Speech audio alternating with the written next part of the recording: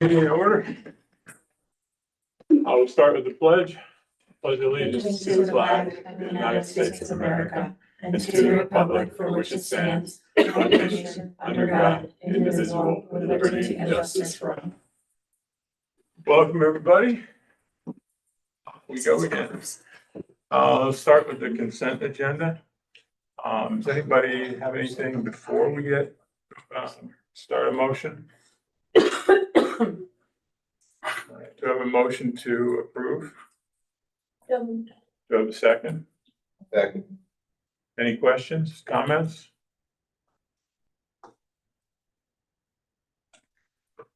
Okay. All right, all in favor? Aye. Any against? All right, the next was supposed to be Dutchess County BOCES presentation, but it turns out they're next at our next meeting. So we'll, I know you guys are probably waiting for that, so. All right, so, President, Vice President reports. Only thing, first of all, the induction into the National Honor Society the other night. I just wanted to say to those kids, congratulations. Just, it was really a large group of kids and, just outstanding. So, I wanted to congratulate them all. BOCES, the Dutchess County School Board Association meeting the other night was really focused on how each district or what the differences in the districts were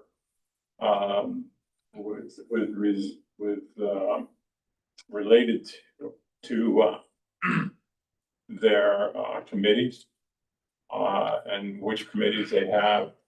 It actually it started to get bizarre because we were supposed to go into the committees and we spent a lot of time talking about, you know, this board has 9 people on it, and this board only has 5.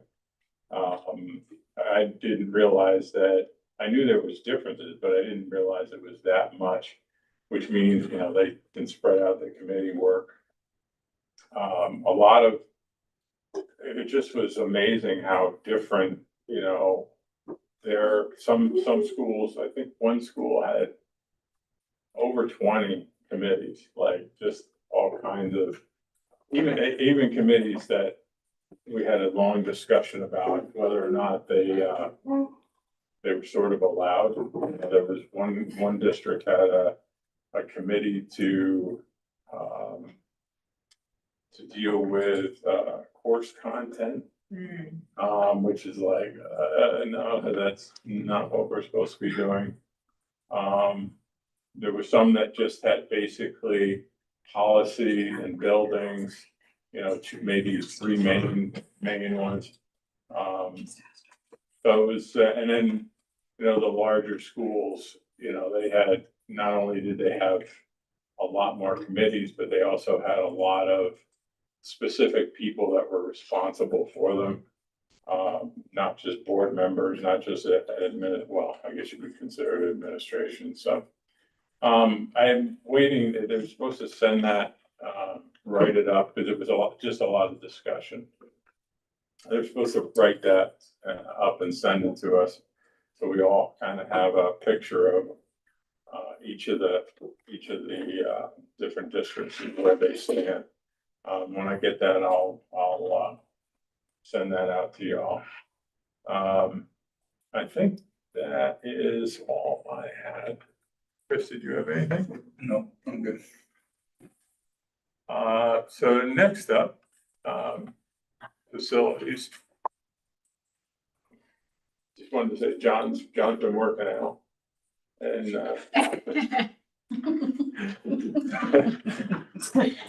Got a couple tattoos. yeah, he's on a new path. He's on a whole new path. Go ahead, Freddie. So you guys know we're dealing with the leaks every day. New thing, but no new thing, but we deal with it as necessary every day. In here early, just in case we have to divert leaks or deal with spills, anything like that. Preparing for the spring sports season. capital project. We got meetings for that and appointments. We also are making a room for project planning. Save the district some money and renting a trailer, a work trailer. So they have their own separate space, work, plan, eat, whatever they need. As far as the high school, I want to give thanks to Amy Watkins for the change of the security badge from the exit side to the entrance side. Big security reason. My guys would go in and have to go all the way around to shut the alarm. So that was a big thing. Thank you. The banners are up, college all around the district. As far as the middle school, we put a new faucet in the science room due to the not being able to put a new filter on it or the lead and everything. They want to use the water to cook, so they're all that. Replaced the floor tile in the band room. There was a little leak, damaged tiles. Replaced all of that. They're all good there for the practice room for the kids. APR door, exit door for the safety initiative. We had no lock on the outside. Now we're able to get in, and the push bar is good. And the 3-inch gate valve in the tunnel for the heating supply line was repaired and replaced. We inspect tunnels daily in the morning when we get here, and it's pretty much it. Excellent job on the snow removal, by the way. Keep it up. Thank you. We every day, we still moving it. So Now that it's been melting, like I was especially today, have you guys been seeing a lot more leaks, drops, spots? a little more here and there, usual spots, same spots, but like I said, we're dealing with it daily. So usual spots we already know about. If we find something new, we just do what we have to do pretty much. We'll take it back to the guys or the folks that, you know, I know it's tough to deal with, you know, constantly trying to trace these things and keep the snow off the roof and all that. Then, you know, thanks for the board. Yeah, we constantly checking roof drains, making sure all stands are working, everything's good. Questions for Freddie? All right, thanks, Freddie. Thank you. Thank you. Yes, next. Athletic director. Athletics, another successful season this winter. Again, shout out to our coaches, another great job. Our administrative team, principals, maintenance department. Special thanks again to first student Jennifer Cardinal and the bus drivers. Just running seamlessly, so we want to keep that going. And just very happy about the way that the bus company is working with the athletics, especially with some of the burgers that we're running. So there are some challenges here and there that we have to meet, and Jen usually does a real nice job of trying to figure it all out, get everybody where they need to go.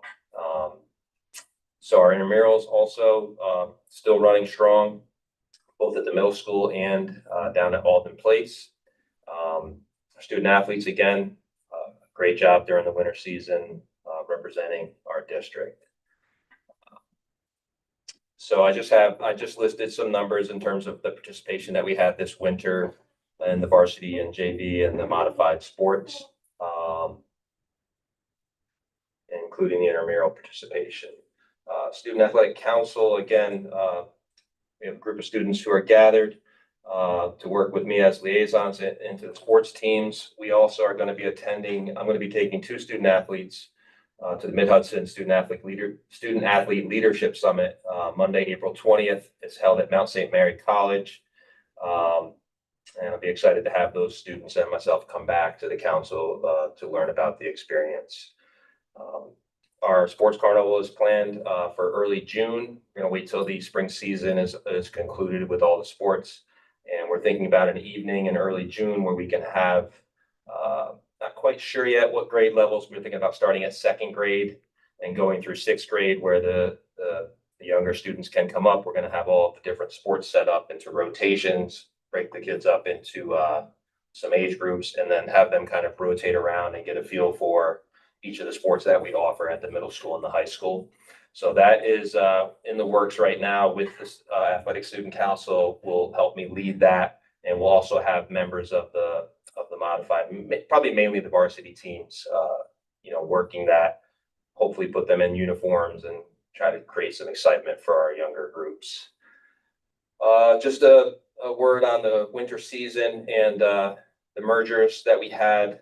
We did have some girls basketball players, only a couple come down from Weebatuck to participate on our varsity girls basketball team. Again, a good experience, and it was an opportunity for those girls to be able to play basketball this winter where they wouldn't have had that opportunity from Weebatuck. And vice versa, we had 4 athletes that wrestled this winter with Weebatuck. It was a merger. I was able to get out to one of the matches over in Marlboro, and for a young program, which is what they are right now, trying to build, they had to wrestle all away meets, because right now neither Weebatuck or us have mats for matches. So right now they do practice at Weebatuck. They have practice mats, which, are serviceable. I'm talking with Weebatuck, and I'll be talking to Elliot a little bit about this, but hopefully we'll be able to, either one of the two of us will be able to purchase mats for matches, and we'll be able to start hosting matches. But overall, the experience that the 4 boys that we sent up there to wrestle, it just seemed like it really went well. And I was really happy that those boys had the opportunity to wrestle. They were all sophomores, so they'll all be juniors next year. So we're going to hopefully try to build in some freshmen that will be coming up next year into the program. Maybe gather up. Maybe there'll be a couple of student athletes that might be interested, and continue to build that wrestling program. It'd be a good ask for the MEF. I'm sorry to interrupt, but Yes, they might do that. sure, with the mats. Yeah, 'cause they're pretty expensive. Where that, obviously we would like to eventually be able to have a home wrestling team here at Millbrook, and just like Weebatuck would probably like to have their own wrestling program. For right now, we're just going to continue with this merger, and give these student athletes opportunities to participate. Weebatuck's been great, and we're also talking about looking into the spring season. Couple things. I'll just stay on the topic of mergers. Girls softball will again go to Weebatuck and participate. And we found that this year we had about 8 to 10 girls signed up for modified softball, and Weebatuck had 6 or 8 girls signed up. So we're actually going to merge at the modified level. I think it will be a 1-year merger for us at the modified level. It's really not ideal. We don't really necessarily like to merge at the modified level. We'd like to think that we'd have enough student athletes to be able to field our own team, but we already have the bus going up there for the varsity merger for softball. So the modified girls will merge at Weebatuck as well. And this guarantees them the opportunity to have a season and play games, because I don't think that we'd be able to pull it off with just trying to run it independently here. Just as a side note, just so that you aren't blindsided by this, but there is a possibility that we're actually going to merge at the modified level for baseball. This is just fresh off the presses today, speaking with Weebatuck. Weebatuck would like to send their baseball players here, because we have about 10 players signed up, 10 to 11 players signed up for modified baseball. Weebatuck has 6. So we were on the phone speaking, Rob Scott and I, and decided that he really would like to look into sending the baseball players here, so that those 6 boys would have the opportunity to play baseball at the modified level this year. And I told him we're wide open to that, because that will also help us in terms of, us not necessarily having to bring down too many 9th graders back to the modified level and let those players play up. So we're just trying to work it all out and work it together. Another exciting thing for the spring is we will have the inaugural season for our girls flag football team. We have about 14 girls signed up right now. There's an interest in that. It's a 7-on-7 game.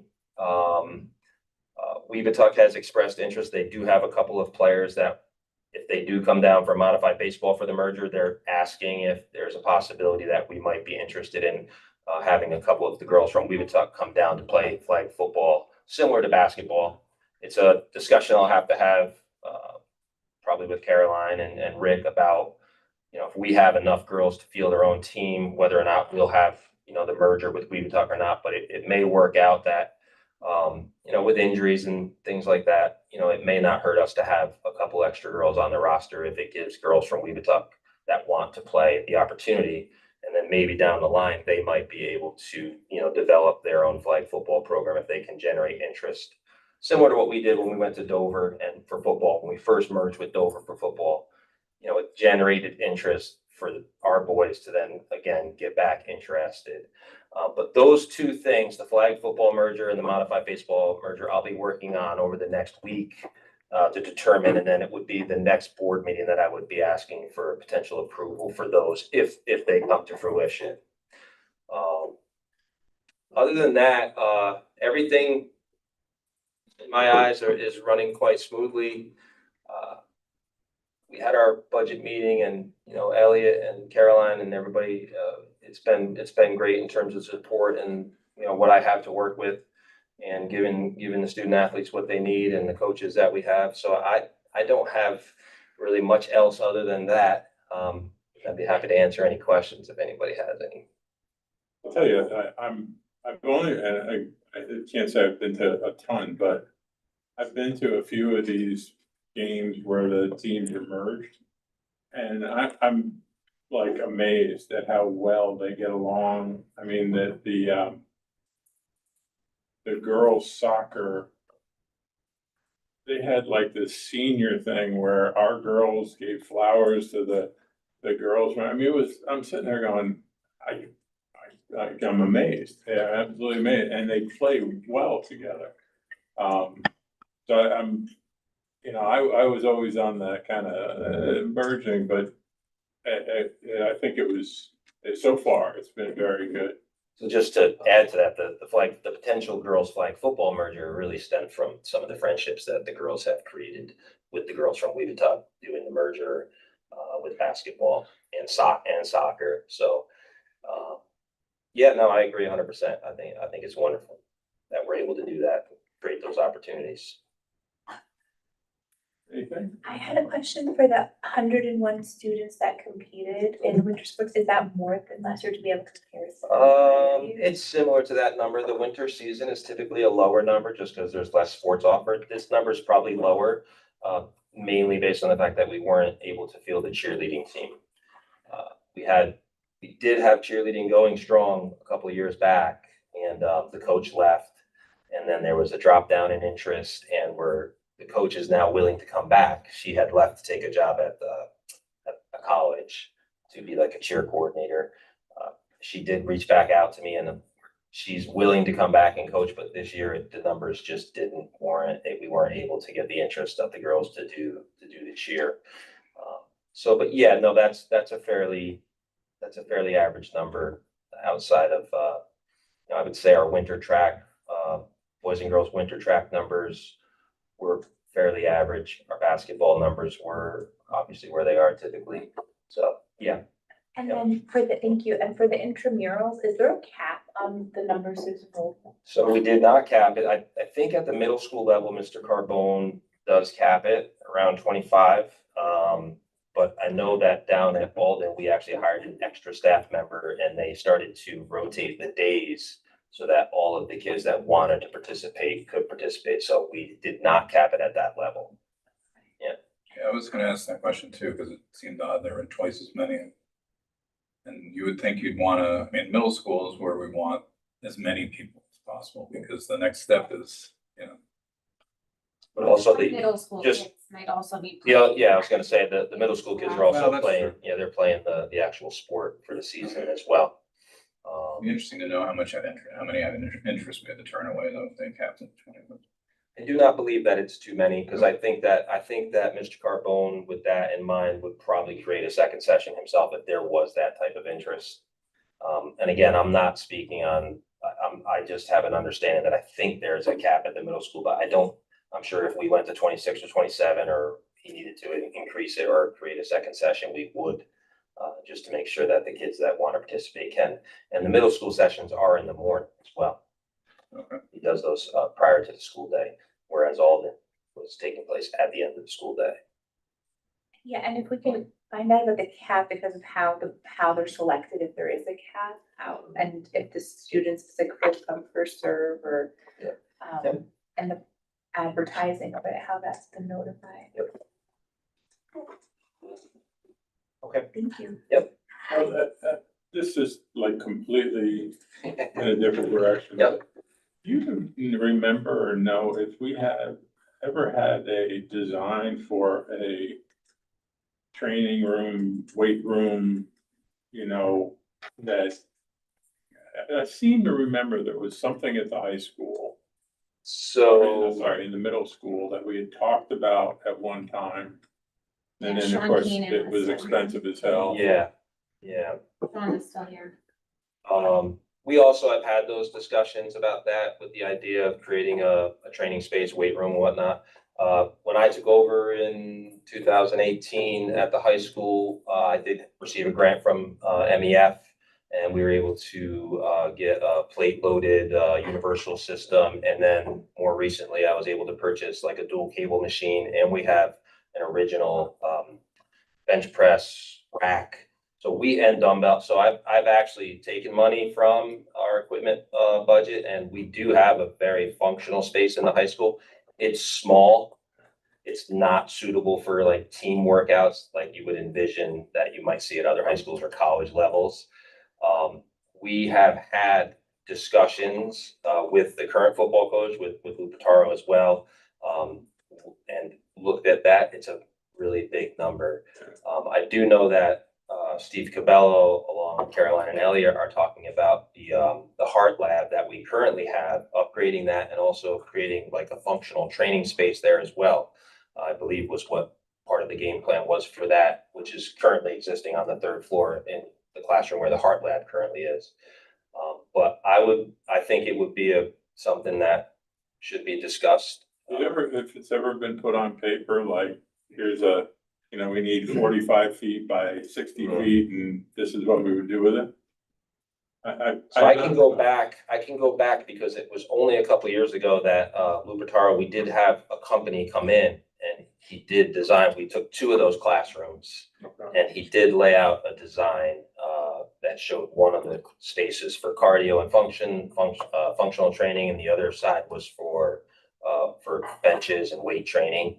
So I can certainly, if you'd like, I'll provide that to Caroline, what I had from that, because we also determining what space would be available for that type.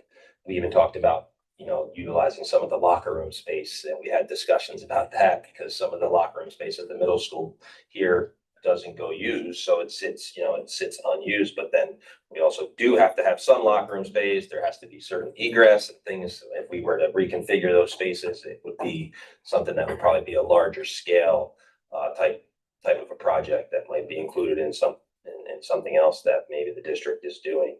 But If you could, take a look and see if you can find it. I mean, like I say, I don't know if it still exists or not. Just curiosity, really. just so you know, we do have the intramural stipend 3 seasons a year. We have the fall, the winter, and the spring.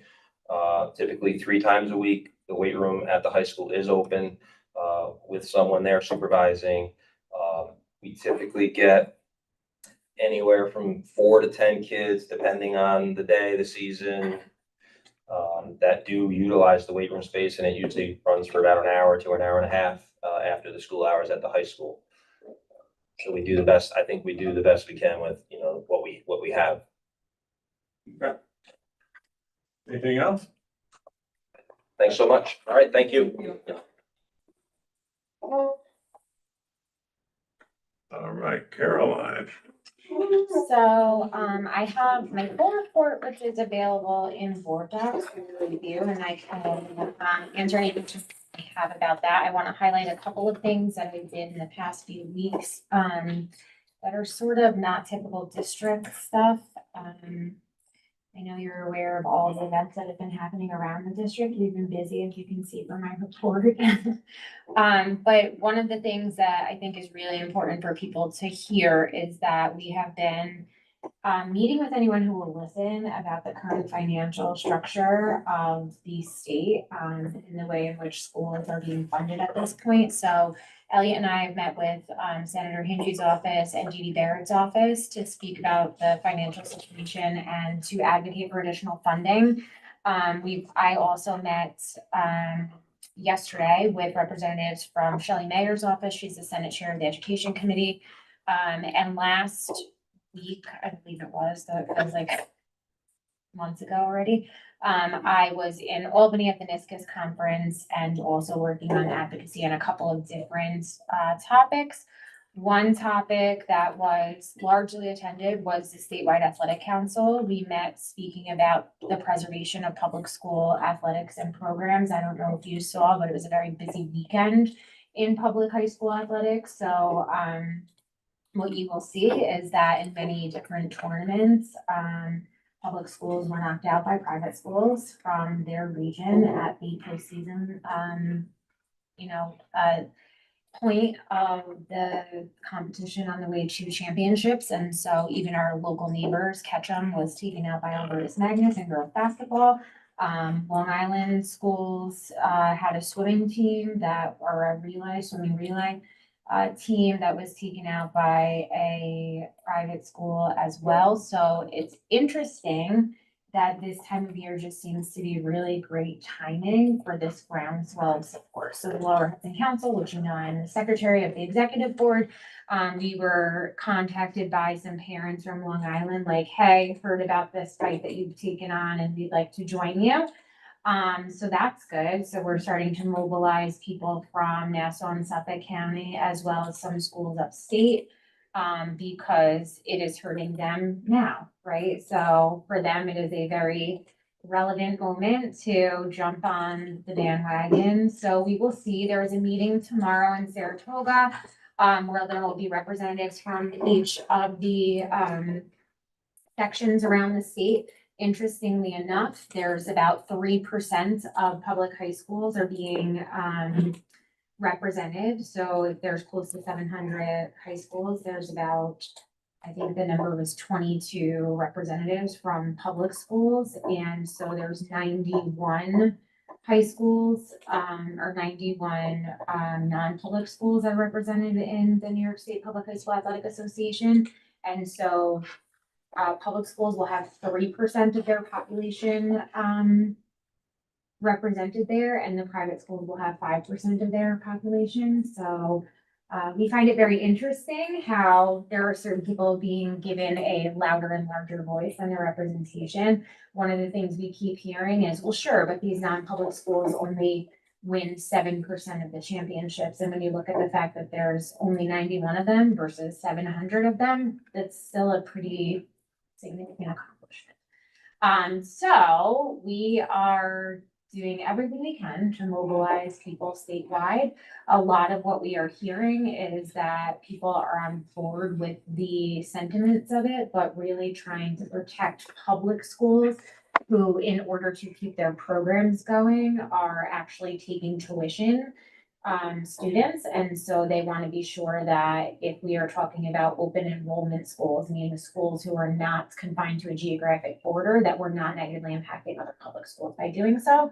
The reality is that the Lower Hudson Council is not interested in harming any children. We want private school and non-public school students to be able to play, but we want it to be in their own championship games so that our public school kids are not harmed in any way or put at a disadvantage by attending their local public schools.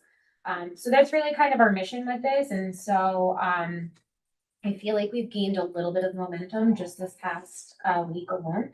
I also sat in on a safety focus group. I sat on a panel there at NISCUS, which was a great experience. It was interesting to see the different perspectives from around the state. And just be able to have common conversations about, issues that we're all facing around safety and security and sort of how other folks are thinking through things and really advancing their protocols and procedures. So this is the part of the meeting that we read. It's the budget conversation. I can't say enough how difficult this budget season is going to be for a multitude of reasons.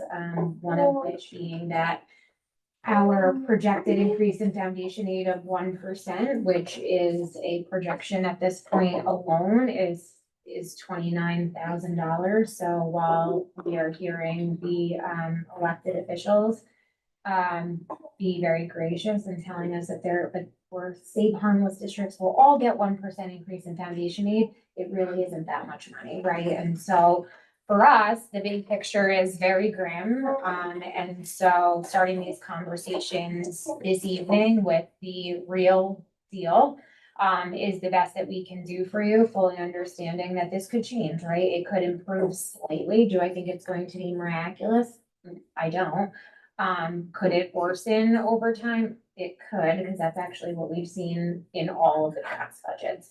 I know that this is a huge pain point for you all. It's a huge pain point for me. We're not even entirely positive that we will have, New York State's budget, before we are finalizing our own budget, which is incredibly nerve-wracking because we are making major decisions that impact us and our community members based on projections, right? And so anything that we plan for, we have to understand that our situation become better from there.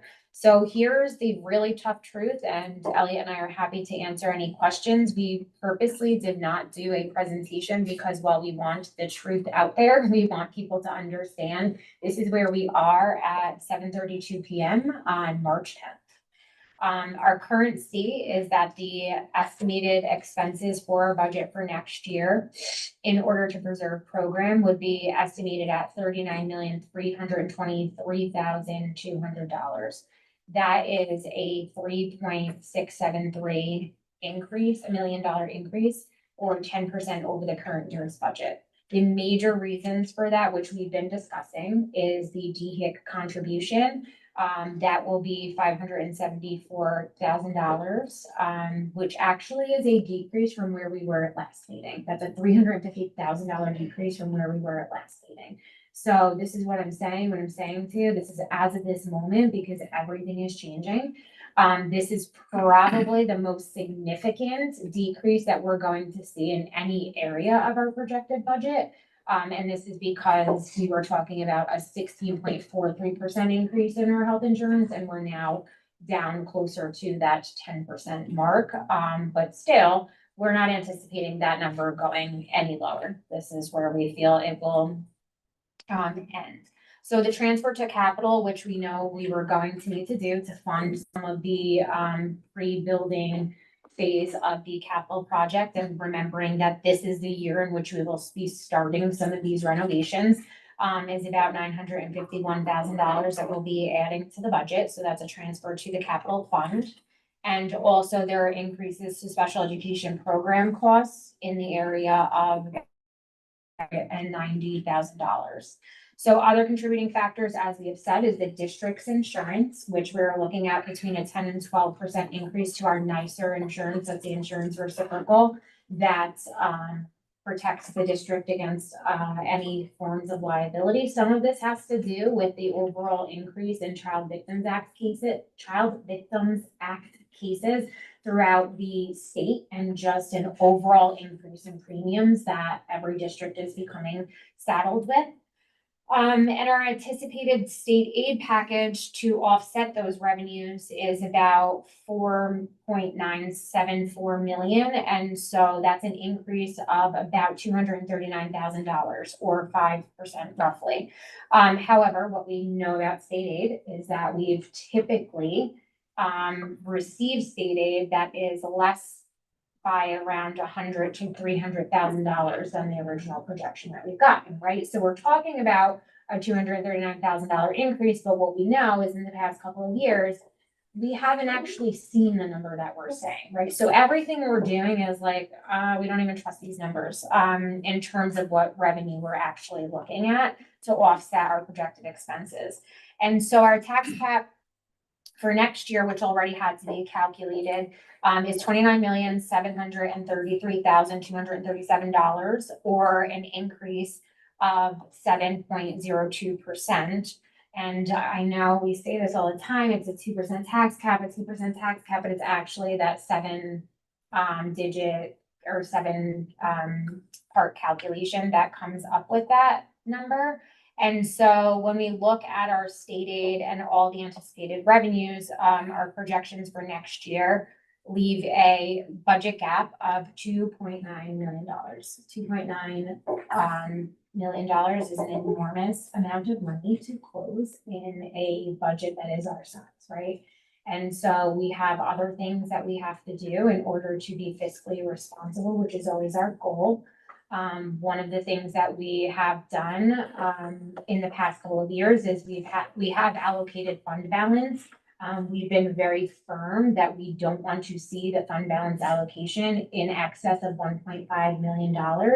And there's a reason for that, because we as a small district don't have a big rainy day fund, right? And so when we're looking at funding next year's budget with money from this year, we get into a situation where we're consistently like chasing that.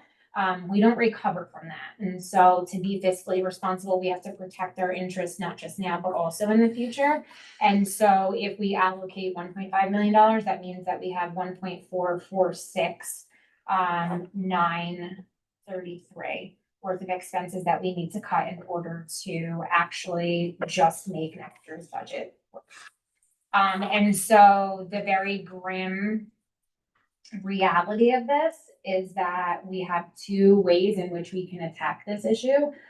We can either cut positions, which is something that I know that the board does not want to do, or we can cut supplemental and ancillary programs. And what I mean by that is anything that is not required as part of the curriculum program, right? And so the grim truth is things like pre-K could be in jeopardy. It is not a mandated service, although coming soon to a theater near you, it will be. So at some point, while we're looking at cutting these things, we may also be looking at putting these things back in the coming years, because this is where we're at, right?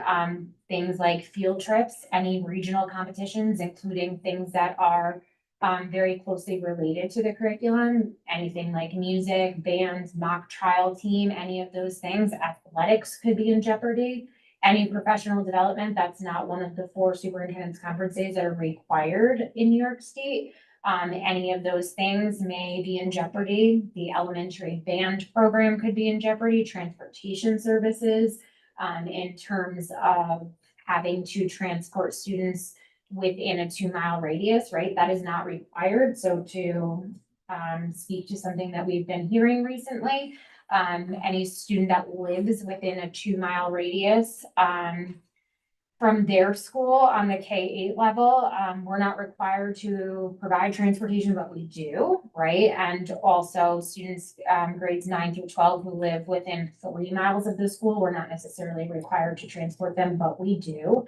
And so these are all things that may be in jeopardy. And so even our summer scholars program for years and years, gosh, since I was in my previous position, prior to COVID even, we've been able to offer not just our mandated summer services for students with disabilities, but we've also been able to offer supportive services in literacy and numeracy to bridge that summer learning gap.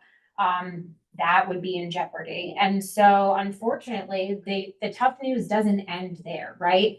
That right there would be us piercing the cap and maintaining services the way that we currently are, right? That's the only way to make all of this stuff happen without cutting all of the things that I just mentioned. And the reality that comes after that is if the budget doesn't pass and we have to go to contingency budget, because we have to increase our capital money in order to start this capital project and keep our buildings running, we would be looking at an additional cut of $1.95 million. And so that would be the only way that we would be able to make up that much would be cutting staff, right? Staff reductions, and the calculation as of right now is about 15% of our staff, or 22 positions throughout the district.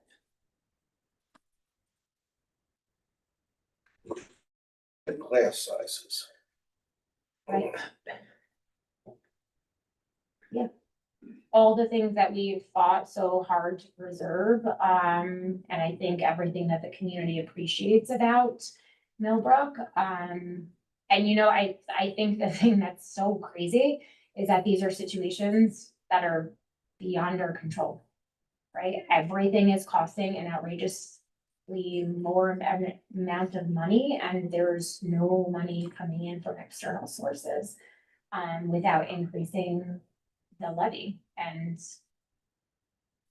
that's something we're also, you know, trying to avoid doing, but this is where we're at. You can't increase insurance rates by 10% and you know, the health insurance rates by 10% as well, and then still fund all of our contractual obligations and have this work when you can only increase taxes at a rate of, you know, the 2% tax cap with the capital exclusion comes out to be 7%. But again, you know, it's still 7% when you're comparing to 10% in multiple other areas. It just, the numbers don't work.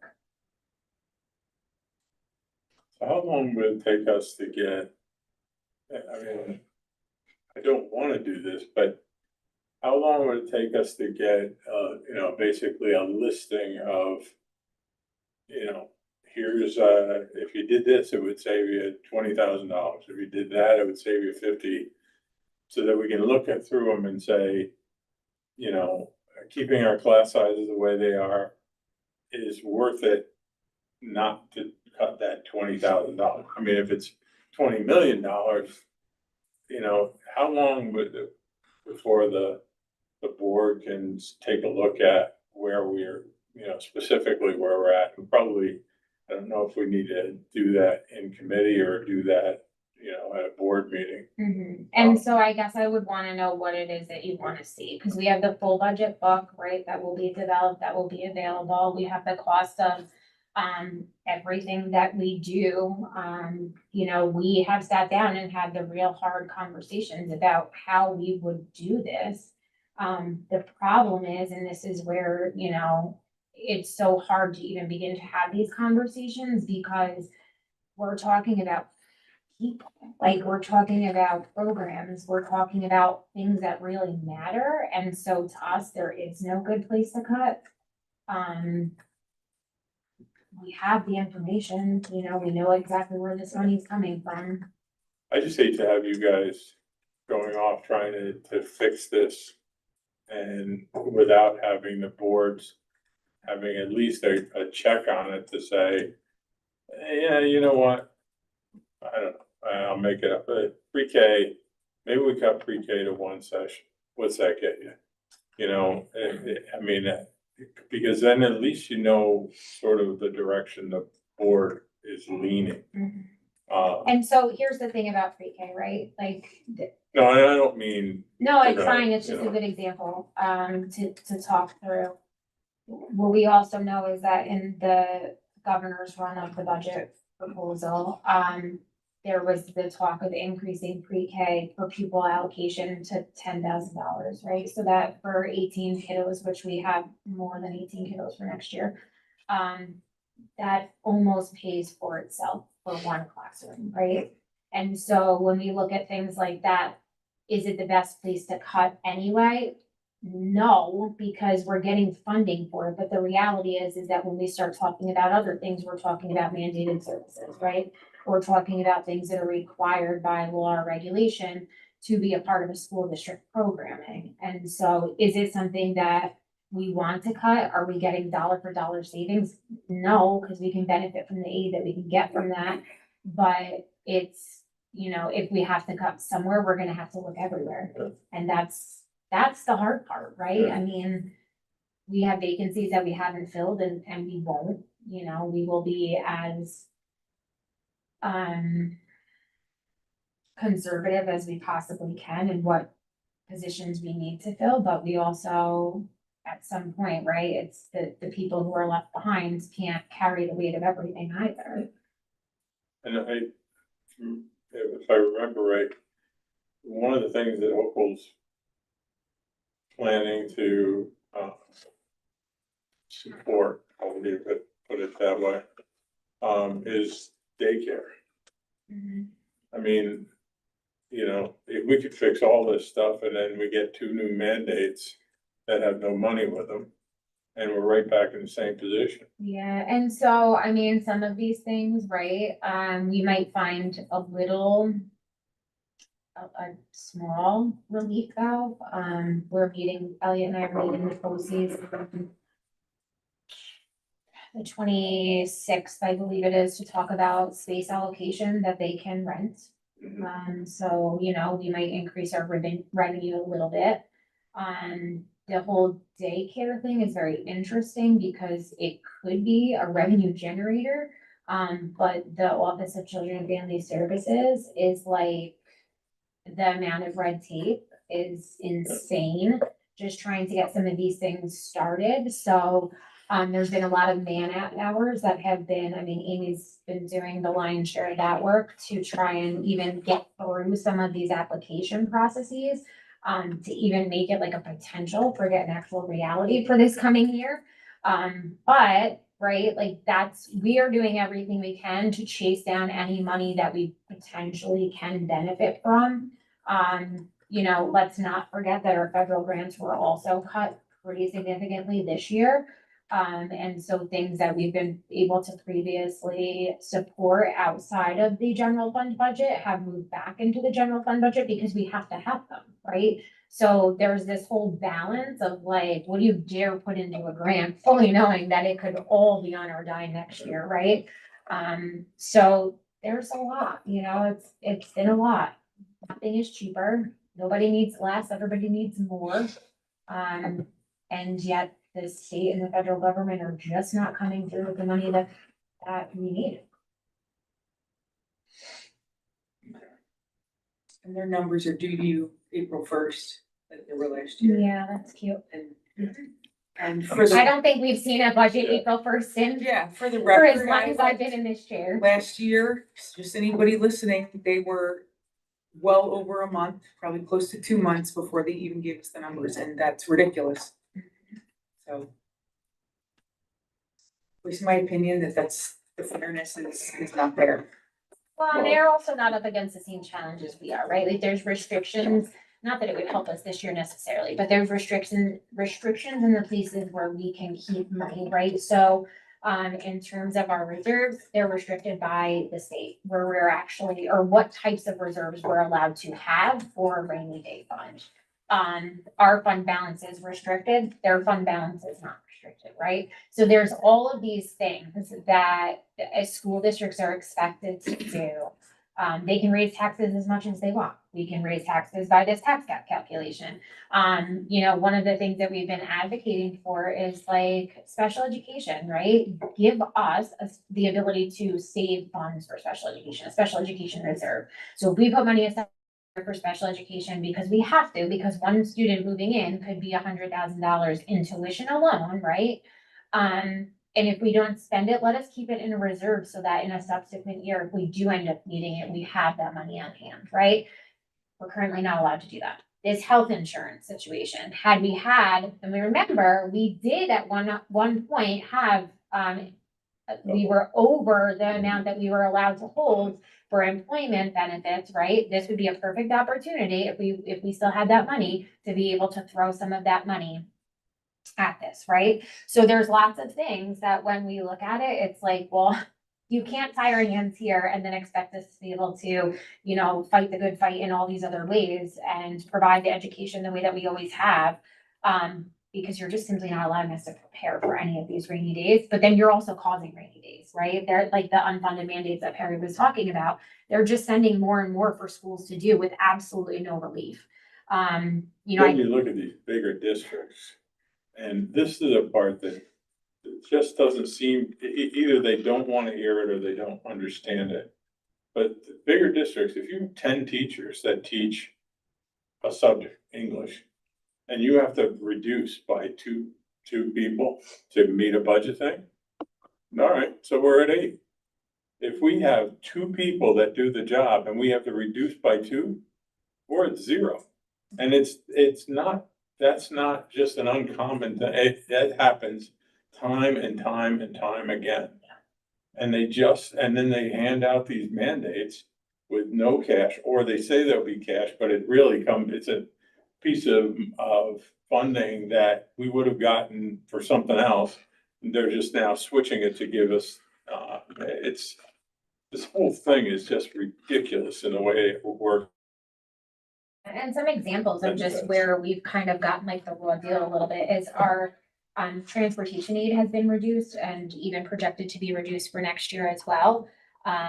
Which is crazy considering our transportation costs are up and are only anticipated to go up further with like the EV bus mandates and everything, right? So it doesn't even make sense where these cuts are coming from. Or the form in which they're coming, because our costs are all increasing and yet our cuts are just happening. So what I can say is that I will continue to speak to whomever has any say in Albany, not that I know how much say they actually have, but, basically anybody who's willing to listen, we're willing to have those conversations. We've sent all of our specific budget details for the last couple of years to these people so that they can see what it is we're up against. And This has to be affecting smaller districts statewide, though, That's what I right? was Oh, yeah. thinking too. yeah, so I mean, they're not really- remember, You can't be the only one that's raising a stink. no, oh, no, we're not. We're, trust me, it's small districts, it's large districts, it's all districts at this point. You know, there's local districts who are cutting far more positions than we are. I think the big piece for us is that we don't have attrition, right? We don't have a ton of people retiring that we can say, well, we're just not filling those Right. positions, right? We don't have that. Some of our neighboring districts are cutting 18, 20 something positions, but many of them are through attrition, so it doesn't feel as heavy. There are districts in Dutchess County who are going out for the supermajority of piercing the cap because they cannot make it work any other way. But we also, where we are in Millbrook, we don't have the industrial base that some of these other districts have, that they benefit from a larger tax base, right? That doesn't, Yeah. it's not as heavy on the individual taxpayer. And so there's that. We have other districts in the county that have much higher aid packages than we do.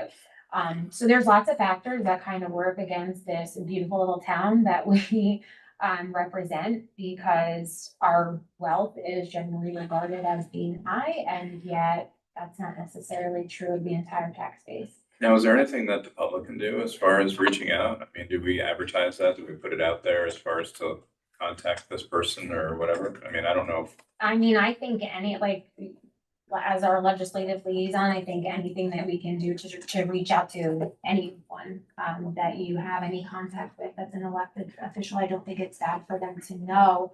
I don't know as though it's gonna matter. Well, the more the voters reach out, the more pressure they have. Yeah, I don't disagree.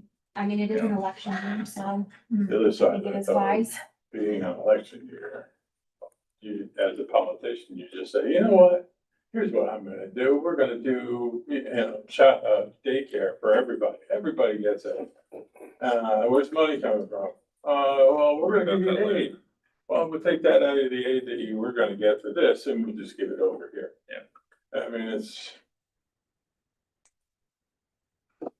I guess I would ask, and I don't know how much we could possibly save, machinery, contracts for maintenance, like on the burners and the boilers, and do we rent or do we own our copy machines?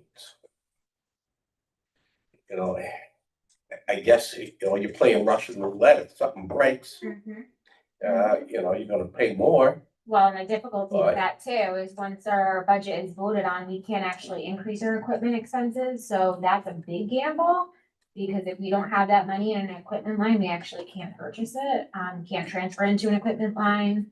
Not much we can do with equipment. Equipment is a very delicate space, because if the budget also doesn't go down, equipment comes out entirely, right? So we are always playing this like Yeah. very delicate balance of what's the best way to handle, equipment specifically. One of the things that we did look at is, what would it be to just shave 5% off of supplies and contracts right off the top, right? Contractual expenses, supply codes.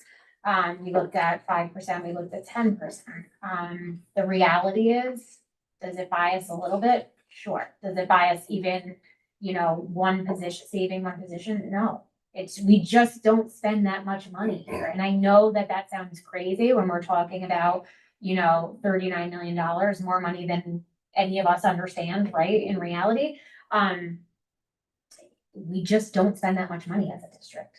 Our money goes to kids, it goes to programming, it goes to people who are directly interacting with kids.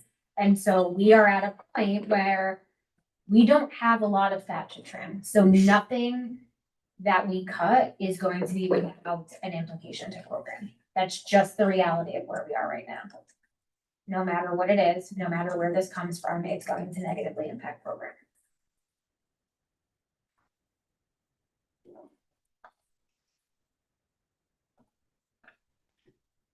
Well, I mean, I hate to have you guys have all the burden on you.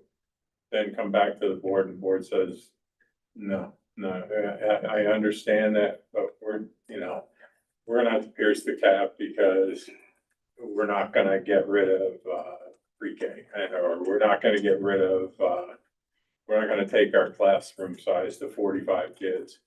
I'd rather have us somehow work together. Hey, here's the options that we have. We think we can get there. What do you think?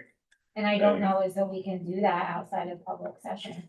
Oh, no. And I'm happy to do it. I'm happy to have as many conversations about this. I'm happy to paint the picture as clearly as we potentially can. I'm happy to give you options A, B, and C for us to decide. I think the one thing about piercing the cap is that we need 60% of the voters to vote yes plus one vote. So 60% plus one vote in order for that to carry. And if it doesn't, we are looking at another $1.9 million, right? So either upfront, we talk about positions that we can remove from the budget. And then if that goes away, it's more positions and all the things I named, pre-K, field trips, all those things, or we go after the things first and positions second. I don't know, right? The board, we've always had conversations about not wanting to impact people's livelihoods and positions. I don't want to cut any of these things, like none of it feels right. I've had more sleepless nights in the past few weeks, because it just feels wrong to even put any of it on the We table. can't properly educate No, by cutting positions. No, We but can't on more properly programs. educate- More programs.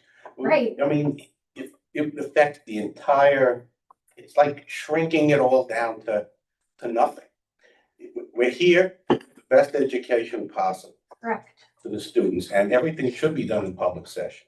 Yeah. Because the public, well, we're all public, we're all taxpayers here, and our fellow taxpayers need to understand the condition that the state is putting us in. But then, I mean, if you look at when we talked about before, the transportation piece, if it's high school and it's 3 miles, do we want to do that? No. Do we want to place that burden on parents? Because that's who's going to end up, especially middle school, elementary school, that's who's going to end up with that problem. But it's a way that we can still keep our education. And I'm not saying we're going to do this. I'm saying there are some things that we can, as a board, make a decision and say, look, if it's the only way to make it happen. Parents don't want one bus run, but if it's a way of keeping the educational standards up, Yeah. it needs to be looked at. But I mean, and then hopefully there's, and there are other things like, do we increase the class size that, I mean, we fought But the for so only many way years to class do that. size, the only way class size impacts the budget is if positions go. Right, oh, yeah. Right, 100%.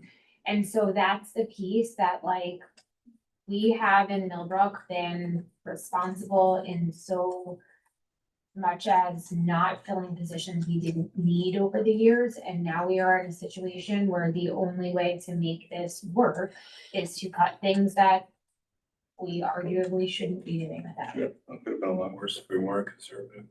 Correct. Well, Yeah, actually to Perry's point, can we either put something on our website or on our social media, you know, saying like concerned about the, but, and I don't even know how you would say it, but, you know, instead of just saying contact your local congressperson or something like that, can we put something out there?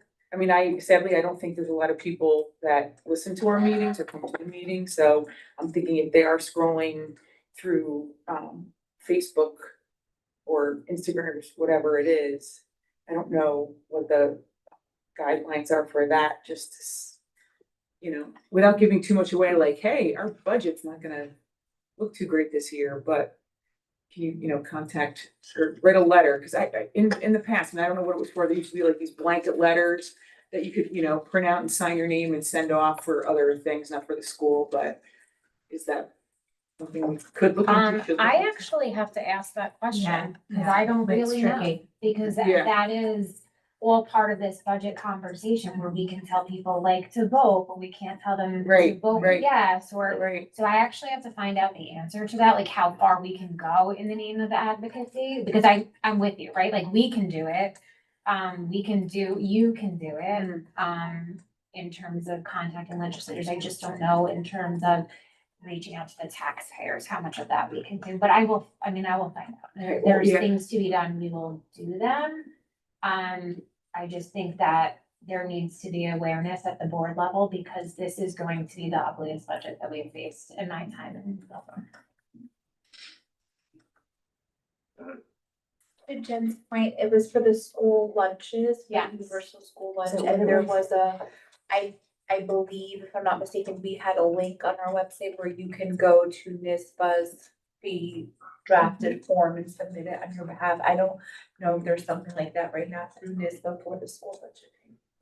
Yeah, and so I don't know, so that was something that had nothing to do with funding our local budget and influencing taxpayers.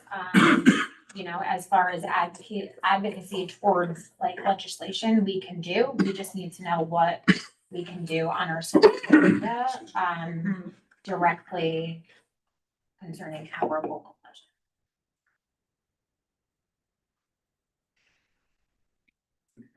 Thank you. Any other questions or comments?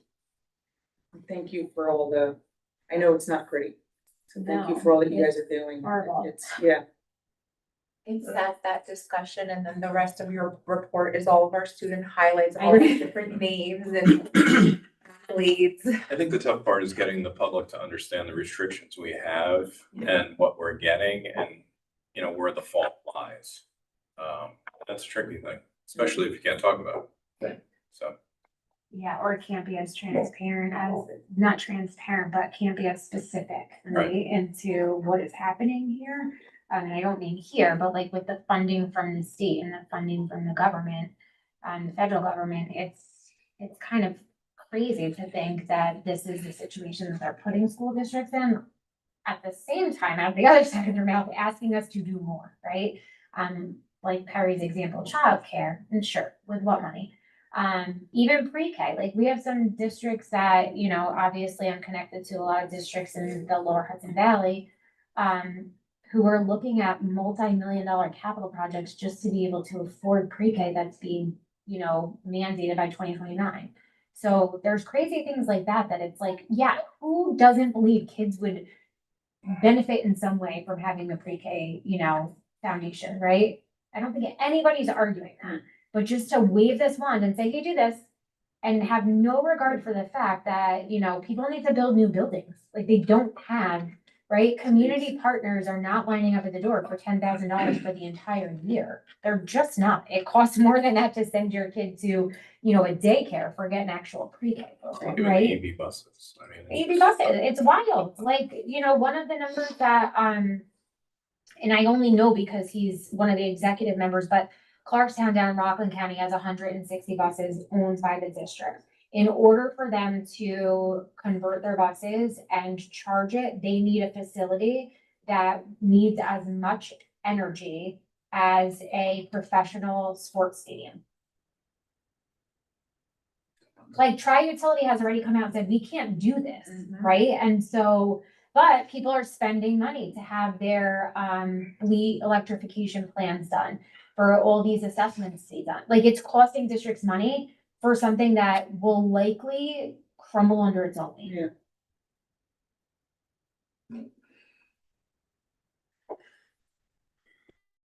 Even explaining the tax cap itself to Yeah. anyone outside of a school board. I mean, the thing is, it's the most convoluted thing I've ever seen.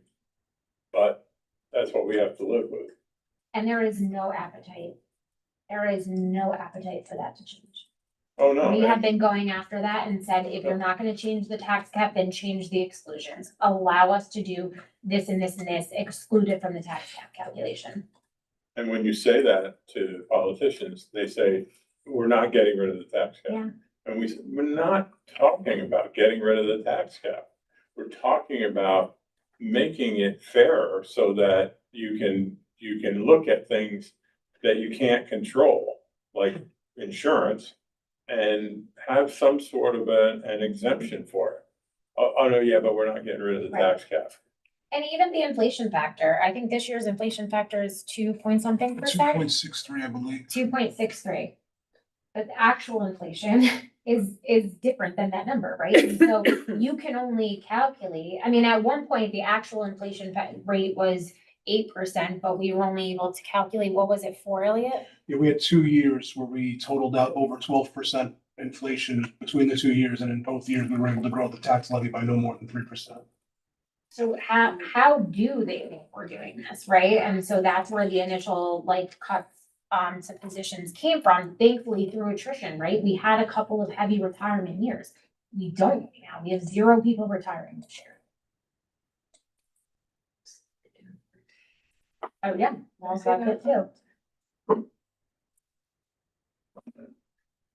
Well, we need to find a way to work together on this to try to get, I realize that there's not too many people that listen to the meeting recordings, but we need to put as much information out there as we can. We need to give you as much support as we can to find ways to deal with this, whatever dealing with it means. And hopefully you can get the support of the local politicians. I mean, I know you're talking to them all, hopefully they support You what know, we're trying to do, and if something comes down. yeah, and they've all been very gracious. So it's very interesting when we have these conversations. The process by which we are explaining some of these things like tax cap calculation to them. They were making these rules, right? How we are explaining the per pupil funding. And how when we get our aid packages, we don't actually get this much money. Right? We only get that much money if we have this many kids. And so it's a little troubling to me that people who are responsible for creating these aid packages don't fully understand what we are dealing with boots on the ground. It's just a reality of what we're dealing with. Yeah, but they, our local assembly and our local, any assembly or state senator is not creating what's being created by their speaker. No, they're not. They're And not. and they're basically following the, told to do. And that's where the problem is. It's not a criticism of any individual that No, I've it happens to interacted be with because they've political. all given us The a, way politics works. they've And given us an we're not audience. politicians, so it doesn't work with. No, and they've given us an audience and they've asked good follow-up questions and they've asked what they don't understand and we've sent them follow-up dialogue and all the information that they need to advocate for us, and they've all been wonderful to work with. It is not a criticism, it is a reality that there are people who are making these decisions that don't fully understand how it impacts school districts.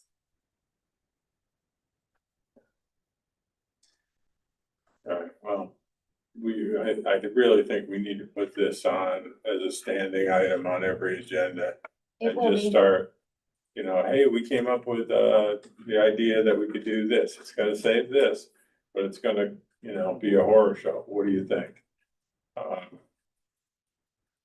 it will be. Anything else?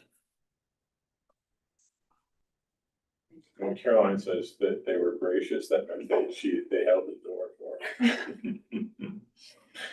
All right. Next. Good luck, Elliot. You're next.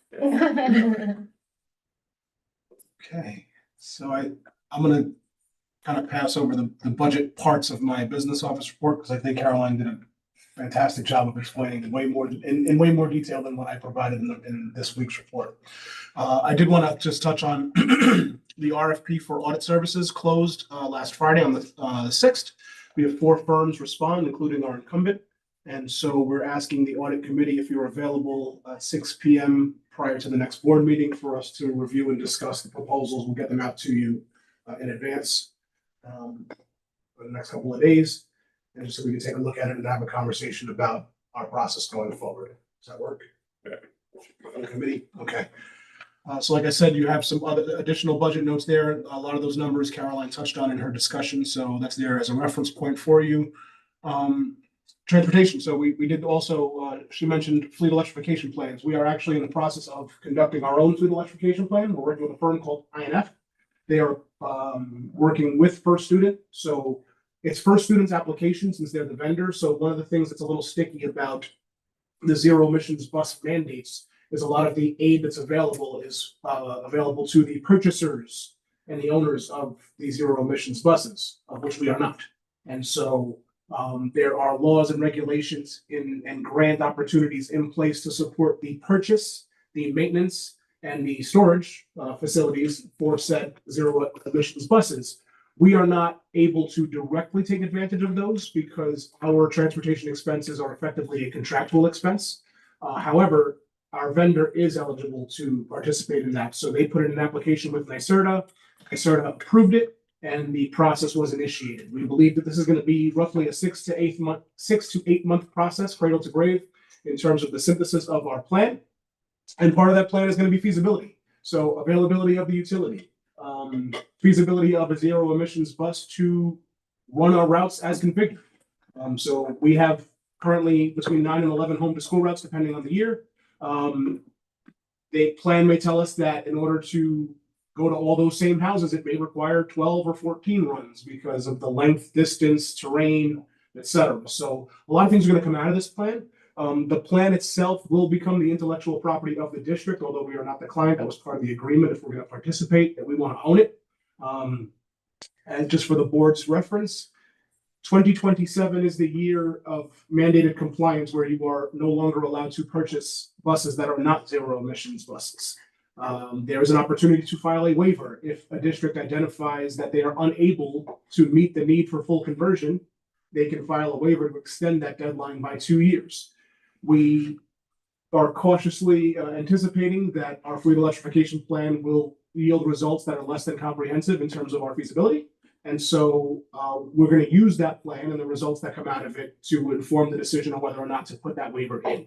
How much is this plan costing? The plan is 75% funded by NYSERDA, so it's only going to cost us a few $1,000s. I have the exact figure, I just don't have it in front of me. I mean, what happens if I say, no, we're not doing it? You know, they come in and arrest us, It's a tough like fire question. the board? Honestly, I don't know, because there are neighboring districts that have put referendums, so there's been communities that have said no to zero emission Yeah. buses. We have neighboring districts that put propositions forward at a zero cost to the taxpayer, and the taxpayer still said no. Yeah. And so that question went back to the state and said, so the taxpayers have to authorize the purchase of the buses. They're not authorizing the purchase of the buses, and a lot of the rationales, there's zero ROI difference for a product that costs 300 to 400 times what the fossil fuel bus costs. I don't have an answer for that, but It's fine, honestly, personally, I have no desire to do a study, to do a paint color analysis for the electric bus. I don't care any of that stuff. We don't have the money, and I don't want to waste any more money doing studies to show that we don't have the money. And what are they gonna do? Hey, I mean, fire me. well, right now, we're not on the hook for any money. It's First Student's money. So they haven't passed through any expenses to us, and they're getting 75% back from NYSERDA. Yeah. Yeah. The other issue, for us to consider is that we're in year 3 of the 5-year contract with First Student, and that contract will run out just beyond the required year of conversion. And so in addition to all the things that Caroline shared about concern, prospective concerns for things that are coming up financially, we're going to be rebidding our transportation contract the year following the mandated requirement to convert fleets to EV. So potentially every bidder that we entertain is going to be providing us with quotes based on the purchase of vehicles that cost 300 to 400 times what the vehicles we have now in play cost. Like, even if the board put a motion in that basically says, we're not doing it. I mean, hopefully it'll be a little nicer, legally than that, but if we put a motion and said that Millbrook Central School District has decided that we are not in any position to follow this mandate, no matter how much money you give us for it, no matter how much support you think you have for this thing, we are not in a position of doing this, so we're out. Right, but so it's not even a mandate of the state, it's actually the law. And the issue is, we're going to go out to bid. for So when I buses. say I will uphold all the constitution and the laws and everything, I'm in violation of my oath, or where I guess we all would be, right? You Yeah. take an oath as well. And that's the thing, Perry, is we don't own the buses, so we don't get to say no. Yeah, no, I mean, I get The that. contractor's gonna have to buy them by law for them to be a contractor for pupil transportation in the state of New York.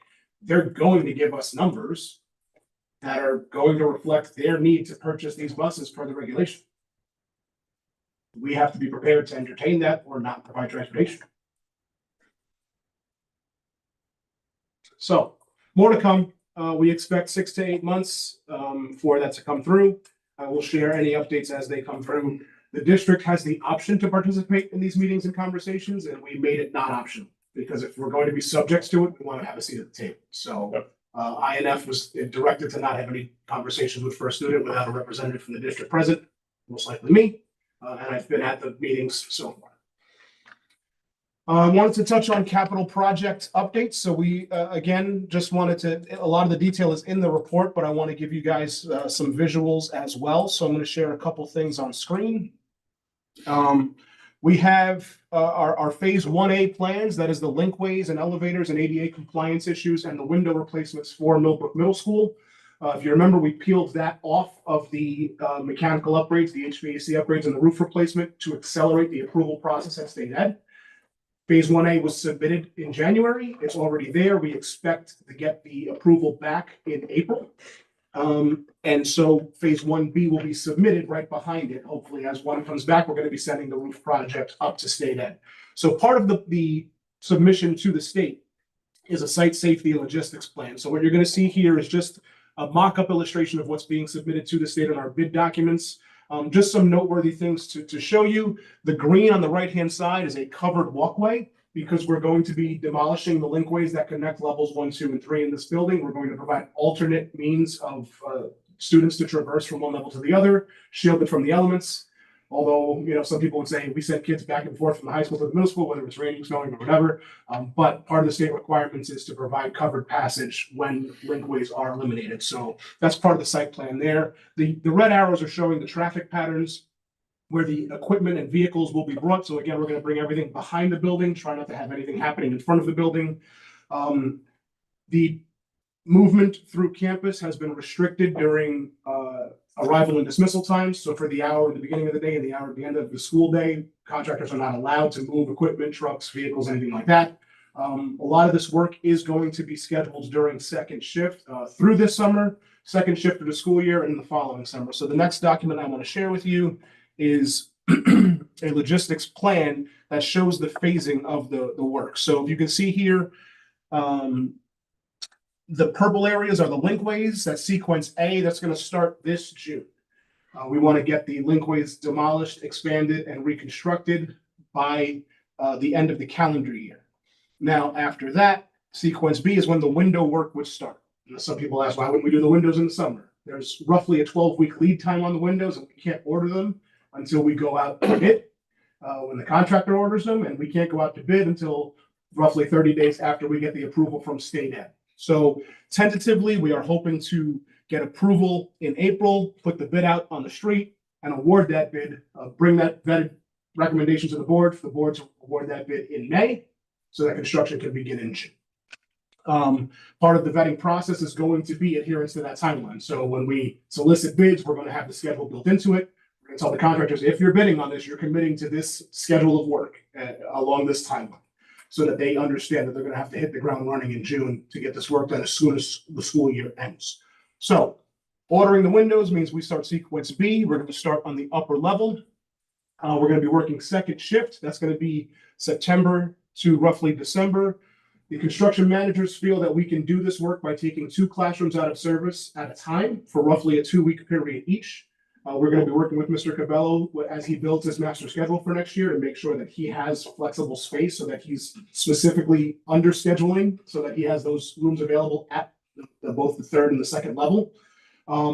So we're going to do the upstairs level minus the science labs, because it's hard to move science right out of a science laboratory. So we want to do those over the summer in the last sequence. We're going to do most of the upper level between September and October. Then we're going to come down to the middle level here between October, November, and then jump across into the spring, April, and May. In between, we're going to do the, excuse me, we would then do sequence D as the cafeteria. The cafeteria would not ever be taken out of service. What they would just do is a section at a time. So they'll remove a section, replace a section, and the cafeteria will be put back into service the next day.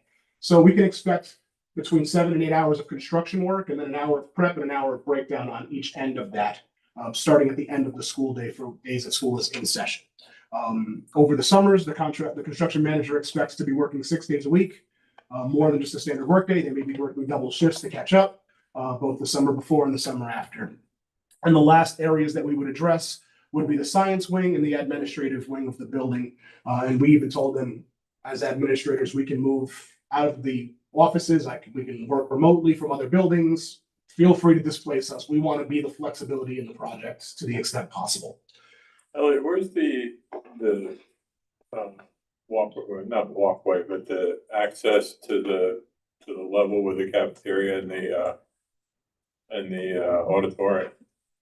That would be this, the interior? Yeah. That's down here.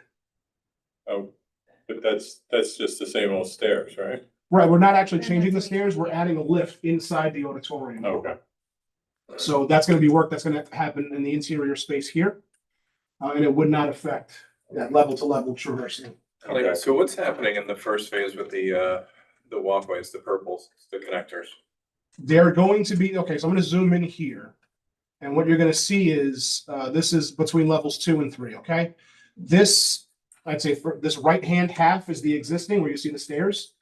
They're going to demolish deck to deck, replace the actual stairways, but we're going to expand it in this direction of the building. So we're going to come, as you're looking at this from right to left, we're going to expand from this existing wall and add the section for the elevators. Okay? Does that answer your question, Chris? Yes. Okay. And that doesn't affect any instructional spaces. We're going to lose a couple of windows, but nothing that affects emergency rescue windows or anything like that. All that's been taken into account. We also, I made a reference on my report. Our construction managers have scheduled meetings with our code enforcement officers from Duchess BOCES to make sure that our fire inspections, our certificates of occupancy, everything is done within the expectations of the code enforcement officer. All the safety plans and everything are communicated with him as well as with NYSEG. Okay, so that's phase 1A. Again, starting in June.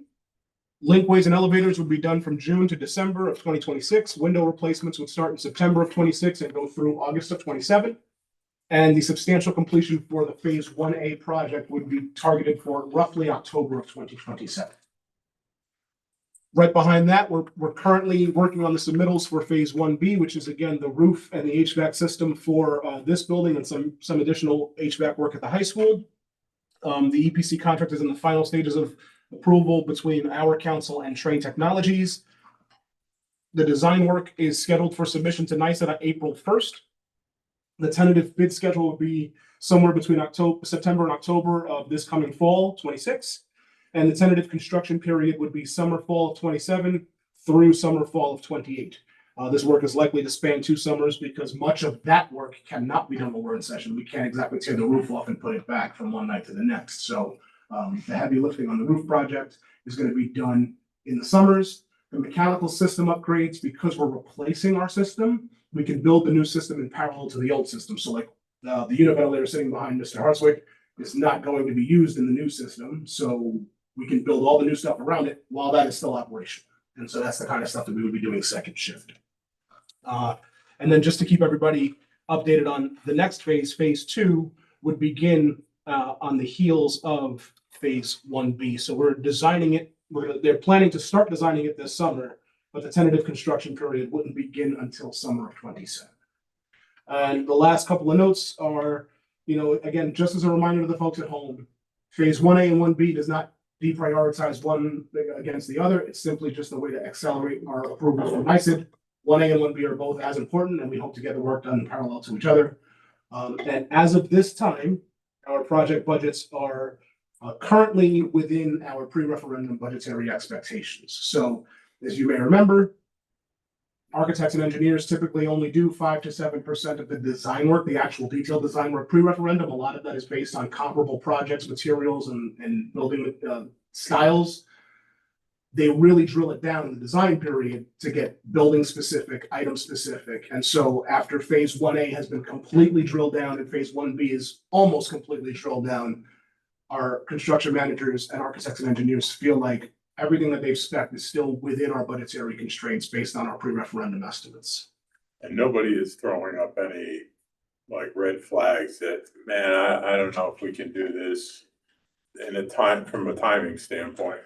No, actually, part of the discussions we had at our most recent meeting was phasing the construction and structuring the contracts to both save costs and accelerate timelines. So one of those examples, as Freddie shared with you, our facilities guys identified a non-instructional space that can't be student occupied that would perfectly serve a construction manager for an office and save us all the overhead of having job trailers on this site for 2 to 3 years. I mean, it may not sound like a big deal, but eliminating that 40-foot trailer is going to save us thousands and thousands of dollars. One of the other recommendations was to have the window package put together as its own prime contractor. So instead of having the general contractor sub the window work, they've estimated that the district could save hundreds of thousands of dollars by bidding it directly. So we're looking at things like that going, if we bring another seat to the table, we can save $250,000 potentially in markups and subcontractor fees. So we're looking at all those things to see what we can do for best value and accelerated timelines. Elliot, I'm assuming since the roof is gonna take 2 more winters, which is kind of hard to think of, the first summer next year, they're gonna prioritize the worst part of this roof, right? We haven't gotten to the phasing yet, Yeah. but Okay. that is the assumption, yes. And again, we do have a repair reserve, one of the few that we have that has some flexibility there to deal with an emergency like unforeseen circumstance. But it would make sense to fix the most saturated Yes, first. Where all the and we have to, but we also have to look at where those areas lie, where the natural breakpoints are. So again, without having the design team here, the third level could be done in 2 stages, could be done in 3 stages. Right. Same with this level. So we're just not at the place yet where that's easily identifiable. What we did do is I know for a fact the design of the linkways was specifically and intentionally done with respect to how it's going to tie into the new roofing system. So rather than focus on the linkway unto itself and then have to undo a part of it and redo a part of it when we do the major roof, they were like, okay, we know we're going to tear off this section where this joint is. So how do we construct this so that we have an easy break point to then go on? So I anticipate that mentality is going to carry through with the entirety of that phase of work.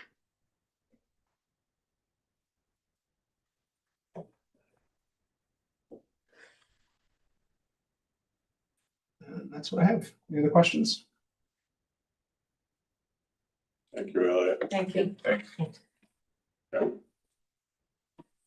All right.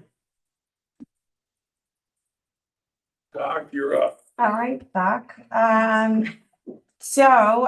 know it's been long, so I will try to abbreviate mine. You can see at the bottom for instructional, I have updates on what will be happening. And of course, I'll talk about it again in April, just for the superintendent's conference day on Friday. It's really, many concurrent sessions are happening, so I'm really pleased with the number of free sessions that we have coming both virtually and in person and how they're complementing one another. But I did want to point out some really great, particularly based on some comments that have been made, our social media usage. So in my report, it talks through how since October 5th, Instagram has made triple-digit gains in our views, reach, and engagement. And again, those are terminologies that Instagram uses. So you can look at something without liking it, but you can also like it and forward it. So there's like lots of ways that you can engage with it. And Facebook similarly has had double-digit gains. So with Instagram, we're up to 500 followers and 709 on Facebook. So we just like to remind families, like this is a really great way. And I had set this as a target for Karen when she came on to communications to really post daily so that we're creating a habit of people looking at what's out there. So she isn't able to post on Facebook, so she sends me what she has done, and then I post for her on Facebook.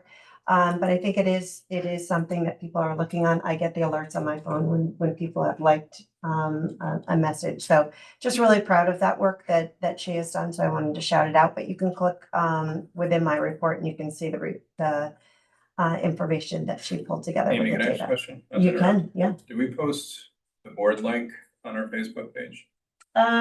We do post it through, I don't know if it's linked, but we post it every week when we send out the weekly newsletter. We tell everybody what our Just, I board mean, if we meeting get that is. many viewers, it might be good if they're like, oh, yeah, Yeah, they're I live. can include it within our weekly one. I can ask her to put it out on social media, because it's just our YouTube link. So I can add Yeah, that either the to. live previous or the recorded session after. I mean, one or the other. Yeah, Gets yeah. people to watch it. yeah, no, that's great. And the good thing is that not that we have 1,000 views on our weekly Millbrook Minute, but it's the same channel. So if they are going to click on Millbrook Minute, they will see any previous board meetings, but I can definitely shout it out. And in addition to saying it on the calendar of upcoming board meetings, we can put the link on there as well and do it on social media.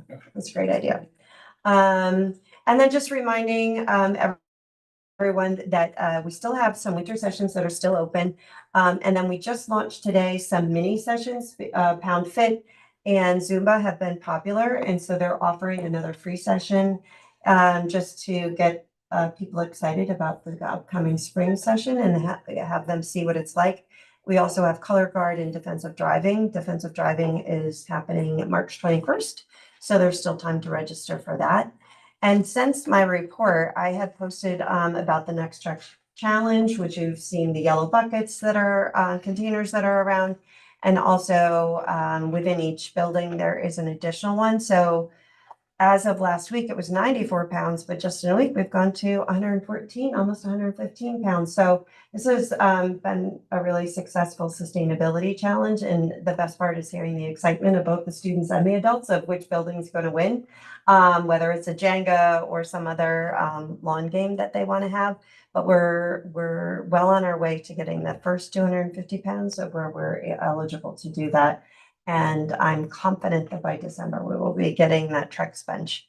And then just a reminder, because it's just around the corner, but pre-K registration has been ongoing. So if you did have a child or you know someone who has a child that will be entering pre-K based on what we know as of this moment at 8:33, you can reach out to our registrar or click on our website for student registration, and also kindergarten registration is starting on the 16th. So if you or someone you know has someone turning 5 by December 1st, we're excited to welcome them to our cohort. Any questions? Thank you. Thank you. Very good. Thank you. Thank you, Amy. Thanks. All right, next up is the Dutchess County BOCES board nominations. I assume you guys remember this from last time. Mark and Judy, there are 2 seats open, 2 people running for it. Do we have to, how do we do this, Cheryl? I know I ask this every year. Do we have to make a motion to support them or? Yeah, so you're just gonna, we have a motion to nominate them. And if we had more people running, or if anybody knew somebody who wanted to run, you could nominate, anybody, but these are the two people who are running. So we can go around the room, Perry, if it's easier for each and just say, you know, Yeah. if they want to nominate or not, and then we can. go from there. So, first, is Mark Fleischauer. Does anybody have any comments or, how do you all feel about nominating Mark? Yeah. Yeah. Good. Okay. And Judy? Okay. Yes. Very good. All right. That's it. Well, technically, yeah, good job. I never know what we get eight, there's Yeah, one so I- seat open, we have 8 people running, nominate them all. I mean, it's the craziest thing ever, Yeah. but. So we make a motion and then, a So- second. So are you To gonna make the nom- motion or do you want me to just make it? No, I have it. I can, we have the Okay. motion. We just need to add their names into it. Okay, So you just need to, someone needs to make the motion and then I can read it and then we Okay. can do it. I do have a motion to approve or to, To nominate. nominate, thank You're you, welcome. Mark and Judy. So moved. Thank you. Do I have a second? Second. That was you, Howard? Is that- No, it's David. Oh, it was David, I'm sorry. We're here and, Okay. So you wanna read that? Be it resolved that the Board of Education nominates Mark, how do you say it? Flashauer and Judy, I'm sorry, I don't have the, Moran, to serve on the Board of Education of the Dutchess County Board of Cooperation Educational Services. Be it further resolved that the Board of Education directs the district clerk to certify the 2026 nomination form as such and deliver said ballot to the clerk of the Board of the Dutchess County BOCES on or before March 20th, 2026. So we don't need a sec, No, you don't need to, Alright. no, we don't need to do So two just- separate. all in So, favor? Aye. Any against? there you go. All right, next up, we have future agenda items. You guys know, where that is. Public comments, questions? None. None? All right. So with that, I'm gonna ask for a motion to go to executive session. Just for anybody that might be listening, doesn't mean the meeting is over. It means we have to go into executive session to usually discuss the employment of certain, of people. But when we come back from executive session, in most cases, if there's an action to be taken, we do that back in public session. So the meeting is not over, it's just kind of paused. With that, do I have a motion to go to executive session? So moved. Do I have a second? Second. All in favor? Aye. Any against? All right.